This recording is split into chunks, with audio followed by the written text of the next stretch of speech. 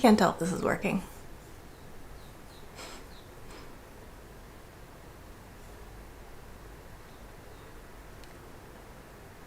Oh, I think it is. Okay, hi if you're there. Let's see.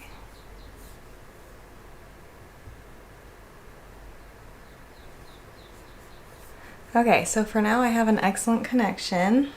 We've been having internet issues for the last several weeks. We've been trying to have somebody come out from the internet company. They came on Monday and he did what he could, and somebody else is supposed to come. But anyway,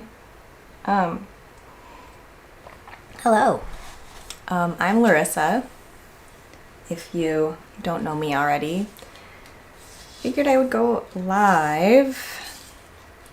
Thought it might be fun to just have like a stream of consciousness chat. So I'm gonna be working on, I don't know that you can see it. I'm attempting to weave napkins out of some 8-2 cotton.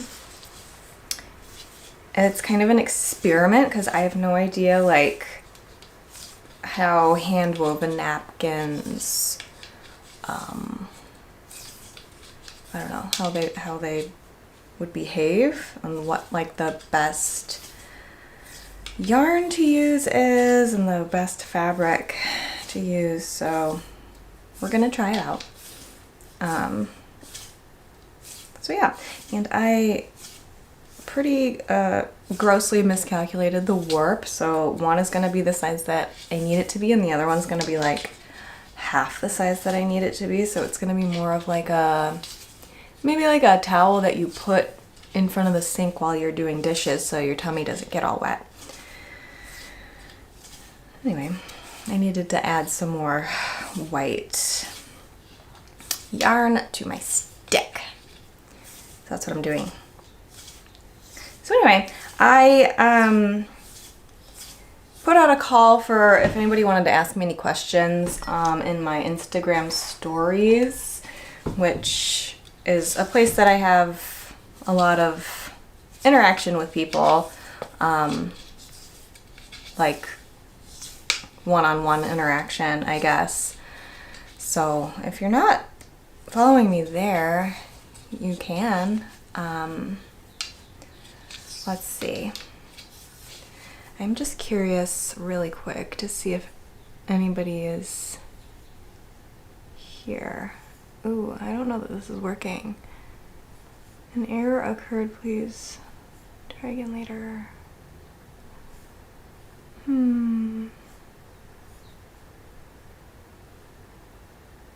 Playback? I don't know what that means. Huh.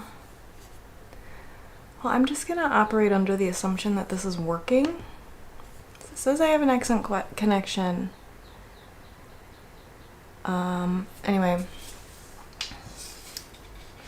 So yeah, I figured I would just kind of go over some like FAQs that I've had in the past and answer any questions that people wanted to pose for me about anything. I don't know that I need a ton of this. I'm running out of room. So I'm gonna cut this. So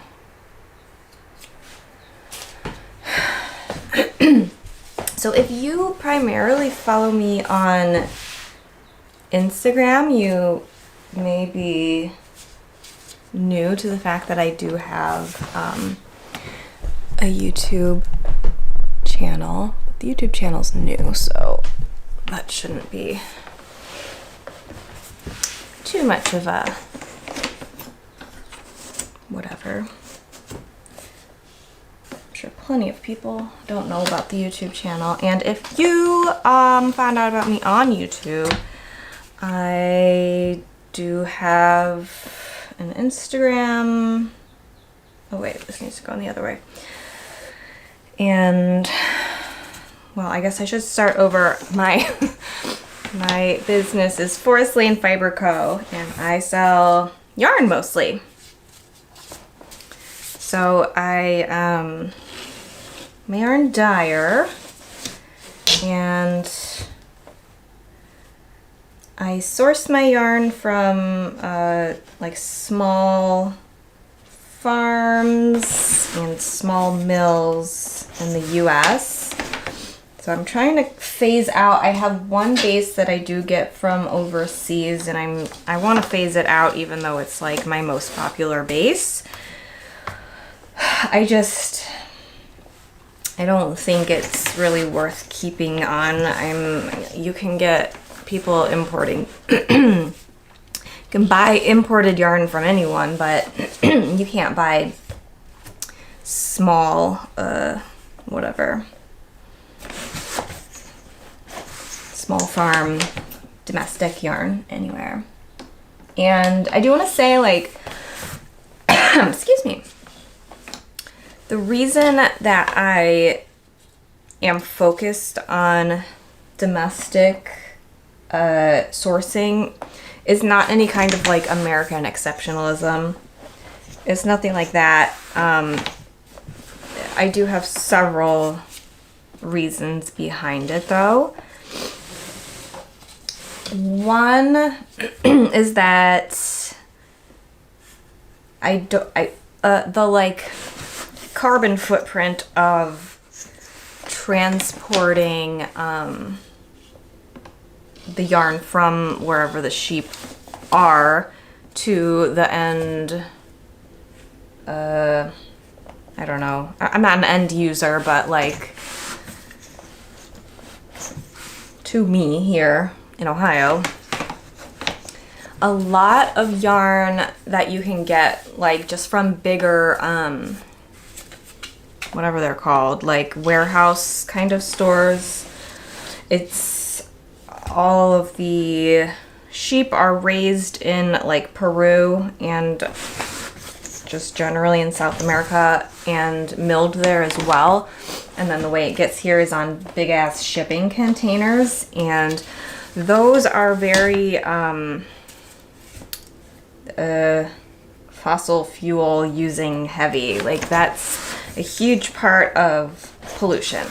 I'm not saying my little business is going to solve fossil fuel usage in shipping containers, but I think the US like wool, whatever, the people who are producing wool in the US need my support more than the giant producers in South America. So that's one reason. And another is like, oh my God, there's just so many reasons. Like I really kind of feel like it's my job to like single-handedly make a renaissance happen in the US wool industry. That's kind of a joke, but not really. Like I think we just don't use wool that much. Like you might see ads on Instagram for like wool workout clothes and whatever, and that's good. They're like, oh, isn't wool scratchy? No, this wool isn't because it's merino. And they act like merino is some like, I don't know, magical whatever. But I think we can go beyond companies using wool in fabric for athletic wear or whatever. And I think, and I don't know that people want this in a modern society, but another thing that I focus on in addition to the like local domestic small sourcing is the fact that none of the yarn that I buy is treated in a way that makes it superwash. And I will tell you what superwash is in a second. That is one of my FAQs. So I guess I can just roll right into that. So if you've seen superwash yarn before and you're not familiar, superwashing is a process that treats the wool to make it not felt or shrink when it is washed with high agitation or high heat. And the way they achieve this is by, so wool has scales on it. So like there's the, whatever it's called, the like strand of wool, and then on the sides of it there's scales down it. And these scales will like lock together when there's two strands of wool to get like next to each other. And that's what causes the felting, is they lock together and they're stuck that way. So superwash, the first process of it is they use, I believe it's chlorine gas to basically burn off the scales on the strand of wool. And then they also have a coating applied to the wool, which is kind of like a waxy, like liquidy, waxy plastic applied to it to make the strands like glide past each other and not stick to each other. So this is a pretty environmentally yucky process, and I don't know. I would have to look into whether the process itself makes superwash wool not be biodegradable anymore. Obviously, there's a layer of basically plastic on the outside of the yarn, which is not going to be biodegradable, but as far as the wool itself, I'm sure it can be accessed at some point once the plastic breaks down, but at the end of the day, you are going to be left with a mass of plastic where the wool once was. So, so that's why I don't use superwash yarn, and it has like other properties to it. Hold on, I'm just checking to see if this is working. This is my first live stream, so like bear with me. I've had one viewer for 9 seconds. That's fun. So I think that means it's working. But anyway, oops. So there are other properties of natural wool that I prefer to superwash yarn. And superwash yarn does have a place for sure, but I will get into that in a minute. So non-superwash yarn is going to be, it just feels different. It doesn't have that like slick plasticky feel to it. It, oh,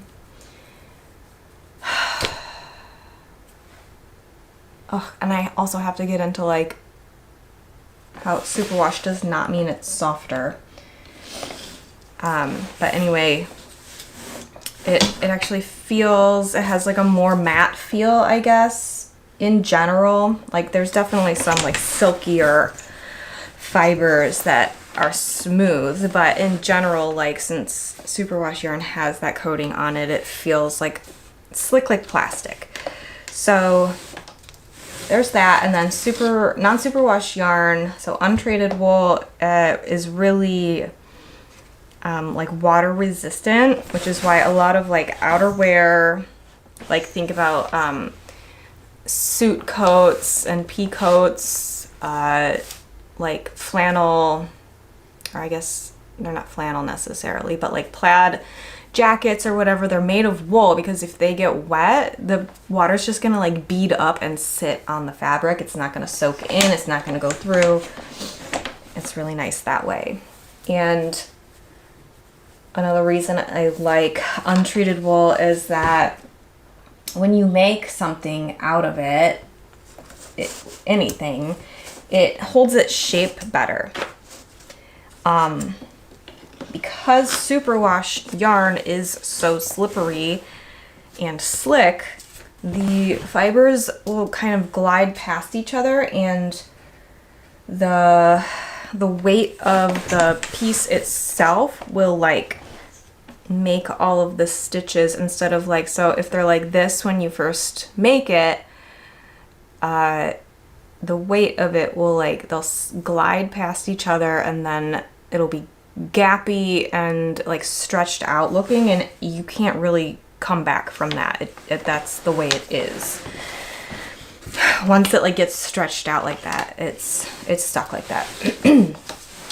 So I like untreated wool for that reason. And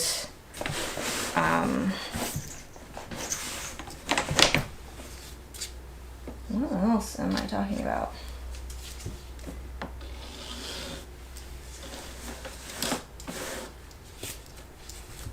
Hold on, my brain is buffering. Maybe I should just move on. So, yeah. Oh, and it also like holds, if you're doing color work, it you know, it just sticks to itself better, and not in a bad way. The one downside is that like you can't just throw it in the washing machine, because it will felt. If it doesn't shrink, it'll at least get all fuzzed up and look really gross. But that's not a huge deal if you're somebody who's making something with your hands for however long. I don't think it's a huge deal to just like hand wash it. And hand washing your non-superwash stuff is not hard.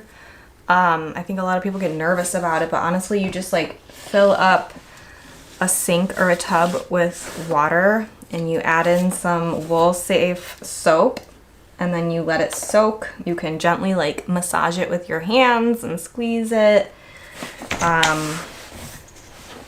But yeah, that's it. And then here's the secret. You can put it in your washing machine to spin the water out of it. That's okay, because it's not getting like jostled around in there. It's just like sticking to the side and being spun around, but it's not moving itself. The washing machine is moving. It's in one spot getting spun around. Does that make any sense? Whatever.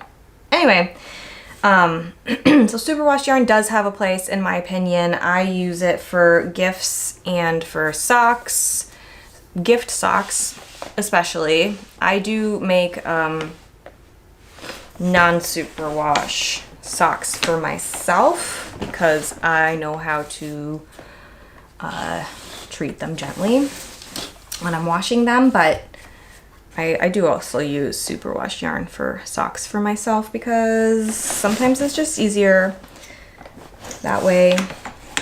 I don't know if I need to move on to a different color on this. Anyway, I was talking about like my business and what I do. So yes, that is what I do. I sell non-superwash yarn that is sourced from small farms and mills in the US. And yeah, so okay, so this is very new. Yesterday I started a kind of a campaign. So I am very like committed, devoted to inclusivity and accessibility. But sometimes you have to be creative in like where you personally can help out in those ways.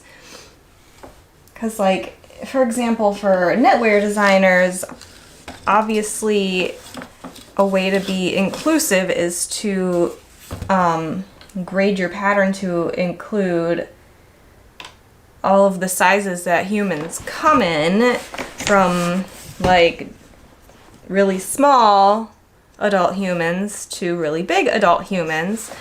So that's, I'm not saying it's easy, but that's a simple, like, obvious solution. Like, obviously I will make my garment in the size like available to everybody who has a body who wants to make it. So for me, as somebody who sells yarn, I also sell bags and stuff, but I'm talking about yarn right now. For me, I can't just be like, and I will make yarn in the size for everyone. That doesn't make sense. So what I do already have in my shop is sweater quantity discounts. So they basically go from, it's all of the yarn that is a sport weight and up has a sweater quantity discount. And that is, I think for all the sport and DK bases, you get, if you buy 5 skeins, you get 10% off. If you buy 6 skeins, you get 15% off. And if you buy 7 or more, you get 20% off. And they can be in any color, but they do all have to be the same base. So basically, if you're making anything that's sweater sized, because like I think the smallest sizes, for example, for like a DK weight sweater can get away with like 4 skeins of yarn, depending on the like size and shape of the sweater, of course. But it, look, for example, if it's just like a top-down raglan that has a couple inches of positive ease, you can get away with 4 skeins for a small size. But basically anything above that, you're going to need 5 or more skeins. So, you know, when you go to the store and you see a shirt and it comes in, you know, however many sizes it comes in, they're all priced the same.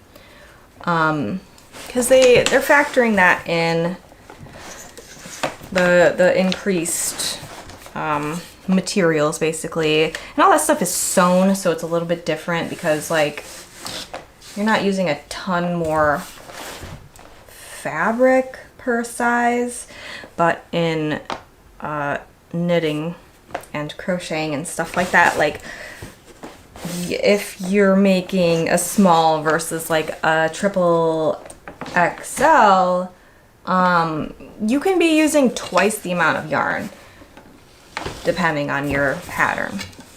So in order to, I can't obviously like give stuff away for free because I am running a business, and if I don't make any money, then the business goes away.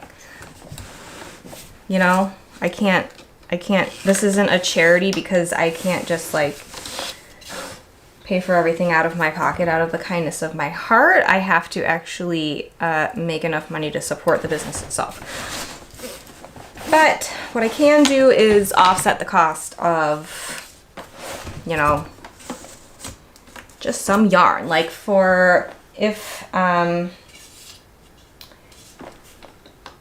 so if you're making a sweater that's like 4 skeins of DK weight, let's say that's $26 per skein. 4 skeins, that would be what, $104? Did I do that right? Versus if you need twice as much, if you need 8 skeins, that would be $208. So obviously taking 20% off of that is not going to completely offset the difference, because 20% of that is basically, I don't know, That would put it at like $180-ish or $188 or 180 something, 7 maybe. So 187 versus 104 is still a lot, but it helps, I guess. I'm hoping it helps. Oh my god, the reason I'm talking about this thing that I started yesterday. You guys, do you ever feel like you need an assistant or just like a babysitter to like keep you on track? That's what I need. Thing that I started yesterday is community funded yarn support. So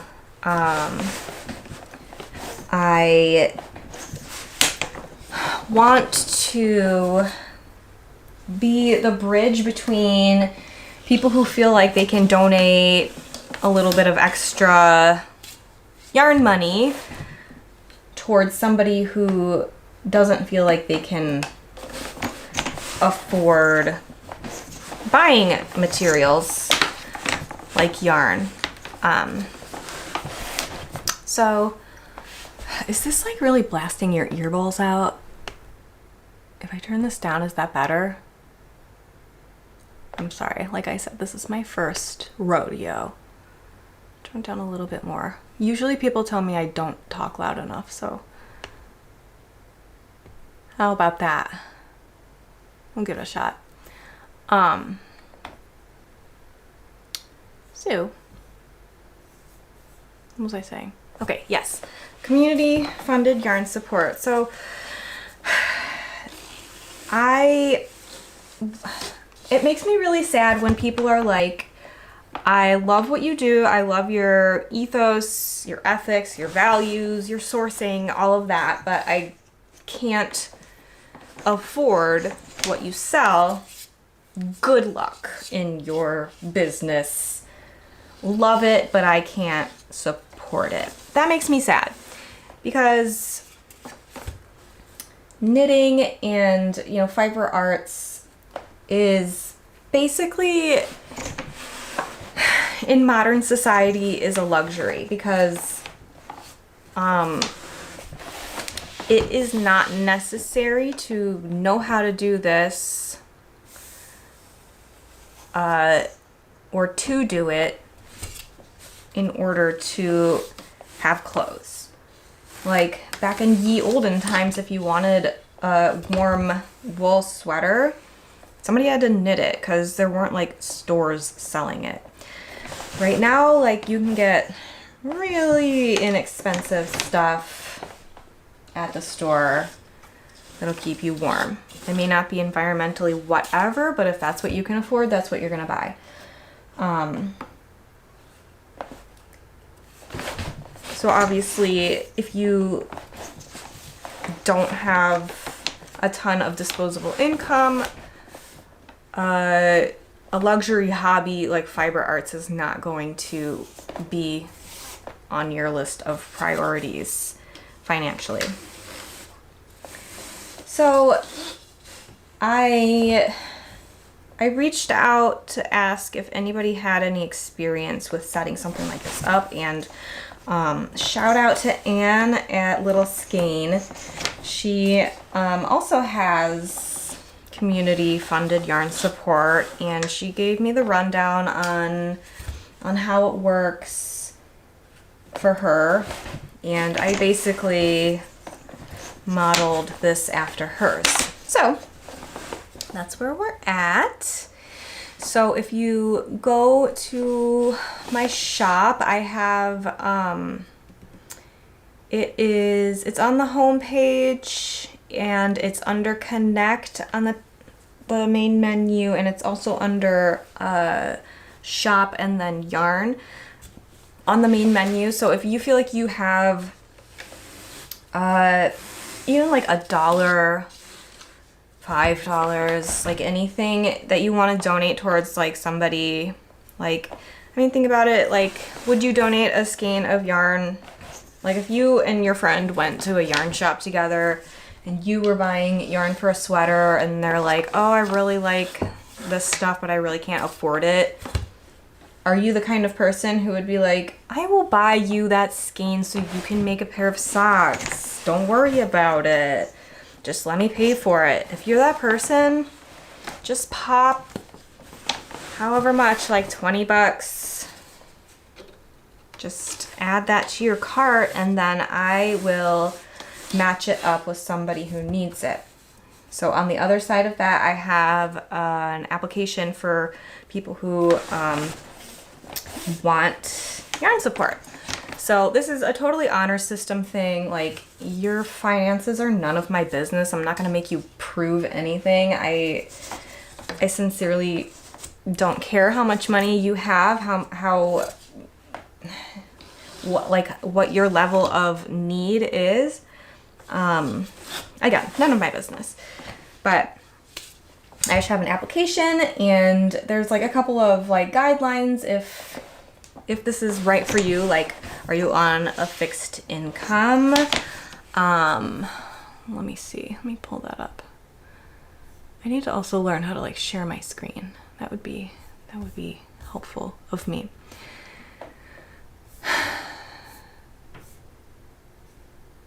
Obviously, I don't have up what I need.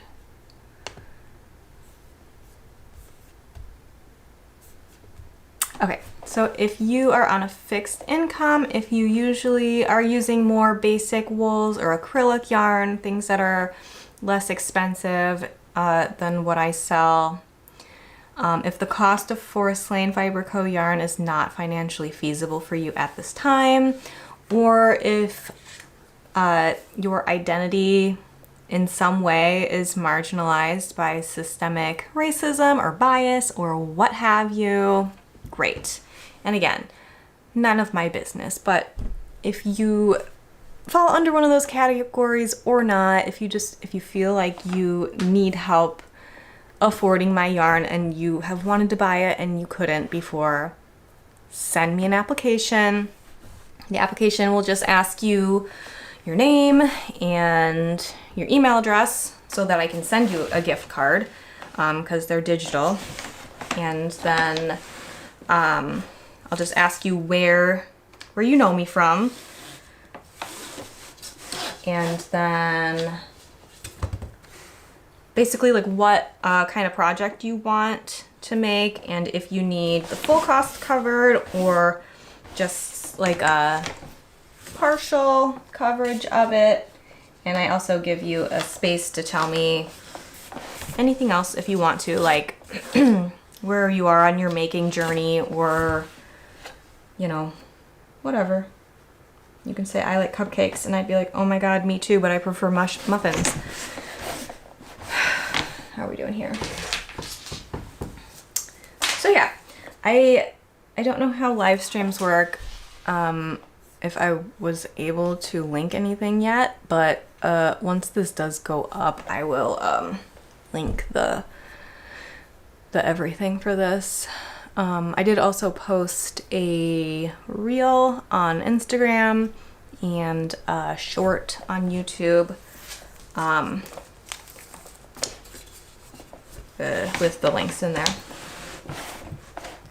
So yeah, there's both opportunity for making a donation and applying for a grant.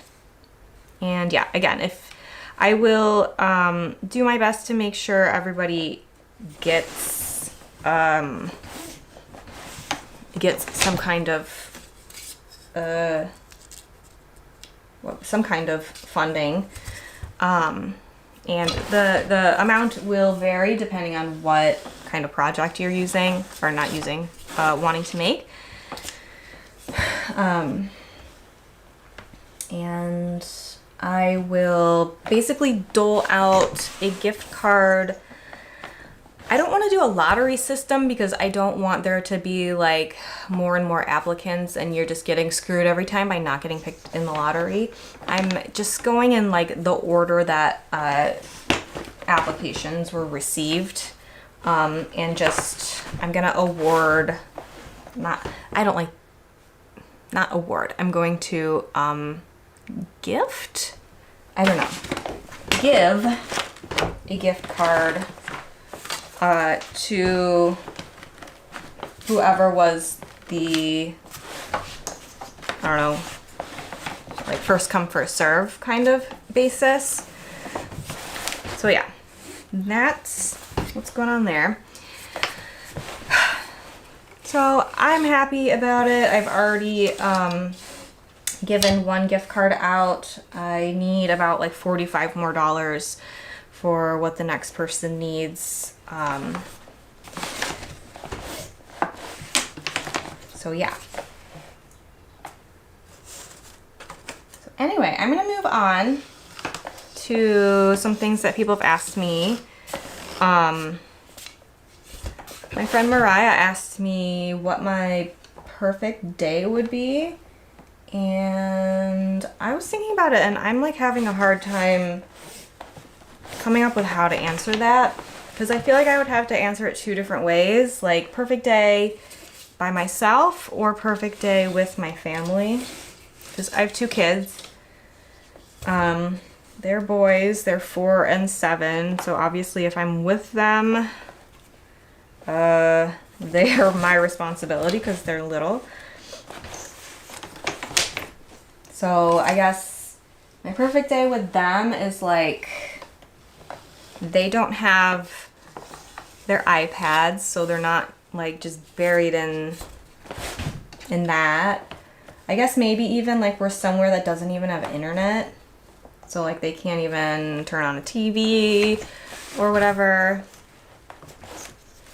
I guess being not at home might be part of that, because being at home and you're with the kids, like everything has just like a little bit of baggage to it because of, you know, life. Like, oh, let's do something fun. Like, I don't know, let's do a craft or whatever. But also, I really need to run the dishwasher, so I'm just gonna do that real quick while you guys are having fun crafting. Like, I think it's for my perfect day, it would be more ideal to not have to be at home. So I guess let's say we're like in a cabin in the woods somewhere and there's no internet, let's just say. And my husband would also be with us. That would be helpful. And we would go on hikes and nobody would complain. Like maybe it would be their idea or something. Like it would be something that was like gamified. And so like maybe it's gamified, it's their idea, it was already like set up, like whoever made the gamified hike set it up so that you don't have to do anything, you just like show up and do it. I think that would be fun. And then we like have a home cooked meal delivered to our internetless cabin, and maybe we play games or something. I don't know. Honestly, I've been in survival mode with the kids for so long that I don't know like what what is like a fun day, like what would be my perfect day with them, because I don't know. I guess just doing whatever super analog stuff with them so that they're not super distracted by a bunch of junk. And then by myself, like totally alone, I would say I would want to like get up and be in some kind of situation where I don't have to clean up after myself. So like get up and have like a gluten-free breakfast and a really nice coffee, and then I would like go outside and do foraging stuff, and then like sit wherever I want and do I don't know, fiber artsy stuff, like do some knitting. I have no idea. Kind of just like just being not at home, not having all of the responsibilities, all of the tedium of the just the relentless, never-ending laundry, dishes, floors, pets, kids, school, work, husband. All of that is just work. Okay, I'm done with this. Do you guys want to watch me cut this off of the thingy? Let's see, can I balance this somewhere?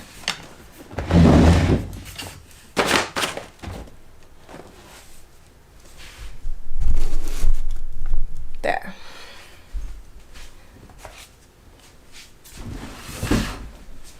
Honestly, I don't know. I'm not very good at, like, I don't like romanticize stuff like that, I suppose. I mostly just like to be by myself and do whatever I want. All right, hold on. Can this move? No, I'm on a really short leash here. All right. I hope this is actually like streaming. I have no idea if it is.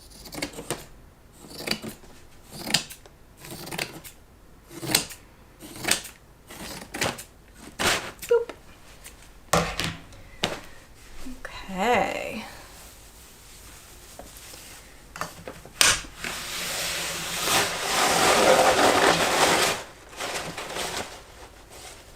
Pretty. Ooh, they're so thin. So this one actually turned out the length that it's supposed to be. And this one's like way short, but that's okay. Actually, it's not that short. It's maybe like 3 inches short, so it's fine. But I'm gonna hem the black part. This will be hemmed over and we'll see. So my plan is to, so these are 8-2 cotton and I want to experiment with linen.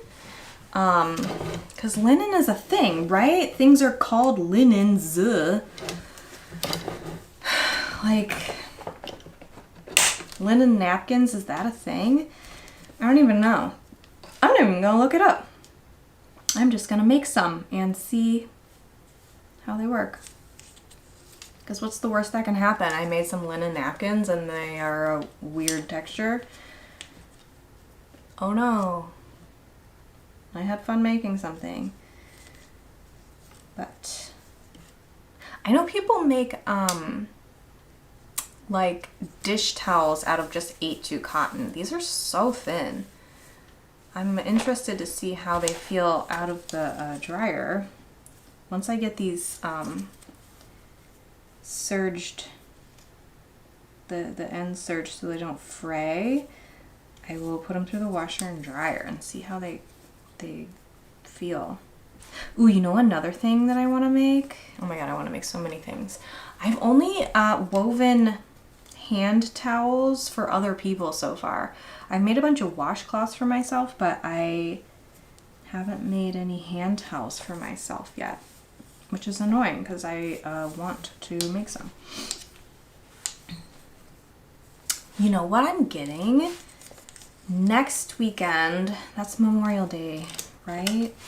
I am visiting my friend Christina. Hi, Christina, in Detroit. She has a floor loom that was kind of like given to her, just sort of like dumped at her house. And she she asked if I wanted it because she was going to try and get it set up, but I think it's just a bit of an undertaking. So she asked if I wanted it, and I'm gonna drive out and visit. and it's gonna be fun, and I'm gonna bring home the loom, and I'm going to take everybody through the journey of me trying to figure out how to get it in working order, because I don't know anything about it right now. Like, it doesn't have a brand on it, and like, let me move this. I have no idea if it has like proper pedals or anything. So that's exciting, and that will make making stuff like these really fast. So everybody's like, oh my god, you should sell those, and I'm like, are you stupid though? Because it takes me like a week to make 2 of them. How I would have to sell them for like $500. That's everybody's impulse. People who don't make stuff, their impulse is to say, you should sell these. And I know you know what I'm talking about. I'm like, okay, great, I will. And then nobody will buy them because I actually value my time and labor. Anyway, so I talked about my perfect day, and somebody else asked me when was the last time I spilled a drink on myself. And honestly, when was there a day that I haven't spilled a drink on myself? I, again, have 2 kids, so there's always stuff being spilled all over me. I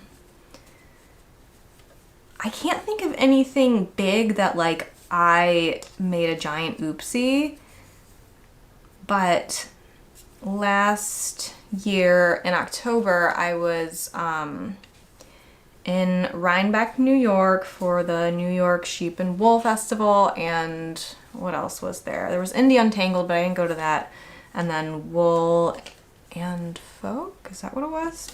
Anyway, those are the events that were happening then. People colloquially call it Rhinebeck. So I was with my friend Jen. Hi, Jen.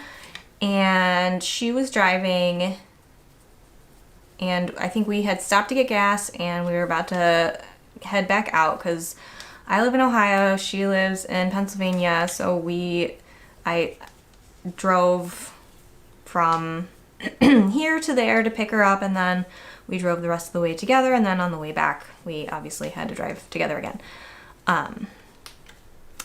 So she was taking a shift driving, and I was drinking like a Diet Coke or whatever, and I didn't expect her to take off, so I just had it like sitting on the center console because I was like having a sip and just like hanging out. I thought she had like more situating to do before she took off, but she started driving, and the Coke like flew and dumped all over me, and it wouldn't have been much of a big deal, but I was like wearing all of the stuff that I had just bought at Rhinebeck. So I was wearing a sweater that was made out of an antique quilt, and then also I had a wool blanket on my lap, or like covering me, that I had bought. So it was like well, I don't know, is it still hand woven if it's done on a machine? I don't really know. But so yeah, the Coke like flew everywhere and got all over my antique quilt sweater and all over my blanket. But I think that's like the most whatever thing that happened. Here's this thing. This is gonna be 2 napkins. They're supposed to be 18 inches when they're finished. I don't know that they're going to be. You can see that this one is like 3 inches short. I should have added like at least 6 more inches to that warp, but I wasn't thinking, I was not considering how much I needed. But anyway, So I did also mention that I could talk about some of my like latest interests and obsessions if nobody else wanted to give me any questions to answer. So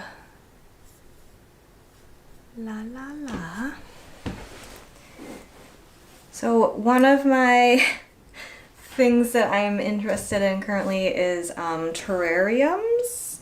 I think they're super cool. So, excuse me. So basically, you basically like put plants and soil and maybe some like bugs and stuff in a glass jar, and you give it a tiny bit of water, and then you put a lid on it, and it basically takes care of itself. Like the water evaporates, condensates, and then runs down, so it like keeps itself watered, and then like the plants reproduce, they die, the bugs eat the dead material, and then they poop out fertility for the soil, and then they reproduce also. I just think they're really interesting, and there's a bunch of different types. I really want to make one. So last year I bought 2 carnivorous plants, and they're both dead now. I got a little pitcher plant, and then also a Venus flytrap. And so I know they both really like, they're both like bog dwelling plants, so they always like to have wet feet, basically just be sitting in water. And I know that pitcher plants work really well in a terrarium, but apparently Venus flytraps don't so much, because they don't really like a high humidity environment, but they do like to be just sitting in water. But the pitcher plants really do like the high humidity. So I want to do like an entirely carnivorous plant terrarium. And then there's also like, you can do terrariums that have orchids in them, and I really like orchids. I don't know if you can see, I have like 3 of them over here on my window. I have like a total of 10 or so, maybe more, orchids. And I mean, they really like, they're tropical plants. They are epiphytes. They grow on the outside of trees. They like cling to the bark with their roots, and they basically just like when it rains, they get moisture. So they like humidity, they like warmth, and they like, I don't know, everything that a terrarium would give you. So I want to see how to make that work. If I could like make one kind of attached to a piece of bark, and like I don't know what other kinds of plants would go well with an orchid in a terrarium. I would probably want to do like a small one, maybe. I don't know. And then also, while looking at terrariums, I fell down a rabbit hole of aquariums with like aquatic plants in them. So you can do like aquariums that only have aquatic plants in them, like ones that kind of live in the water, like the roots are down in the soil or whatever at the bottom, and then the leaves just like hang out underneath the water. And then you can also put plants like outside of the tank where their roots are in the water, but like the leaves are like above the aquarium. I want to do that. And there's opportunity there to also have like fish in the aquarium. I don't really like fish that much. I don't really want to take care of a fish. I feel like they should just live where they live, and like a cube is not really a great environment for an animal. But I would be willing to sacrifice an animal's optimal happiness if it made my plants happy. So, I don't know. I don't know if I will become a plant parent. Or not a plant parent. I am a plant parent. A fish parent. I don't know about that so much. And I feel like... So I found out about all this stuff on YouTube because that's kind of what I do. I think the algorithm showed me the aquatic plant aquarium because I was looking up terrariums because I think they're cool. And I was also looking up like ponds for outside because I have two things here. I have there's like a culvert that runs under our driveway, and then on the downhill side there's like a section where water collects, and I kind of want to encourage it to collect more. I kind of want to build up a barrier so that it stays for longer. And I don't know if I would be able to put any kind of plants or anything there, but I might just put some like extra rocks and stuff around it to make it look nicer. Just because it is basically just a stop in a stream that runs downhill, so I don't know that I would be able to keep anything alive if it does dry out. And it does dry out at least once a year. I mean, we've only been living here for 1 year, but it dries out. My goodness. Sorry. But in the backyard, I want to dig a pond because there's a space where 3 downspouts are basically converging in the same area. So if I could have the downspouts empty into the pond, then I would have water there, and it's right. So like if our house is here, the pond would go here, and our vegetable garden is here, and that's runs downhill. So you can already see where when it rains, there's like a little stream that goes from the house through the middle of where the vegetable garden goes.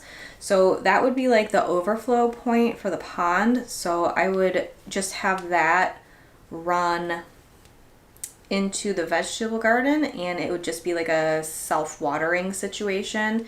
And if there wasn't enough water to for it to water itself, then I could just like, you know, grab a couple buckets of water or whatever out of the pond. It wouldn't be huge, but it would be big enough to not have to use any municipal water to water my vegetable garden. And I would also like kind of train the water through the garden to sort of create like troughs and swales to just sort of optimize watering, and then have another overflow that just like runs into the woods or whatever. So I have been kind of looking up like how to build a pond beyond just like digging a big hole.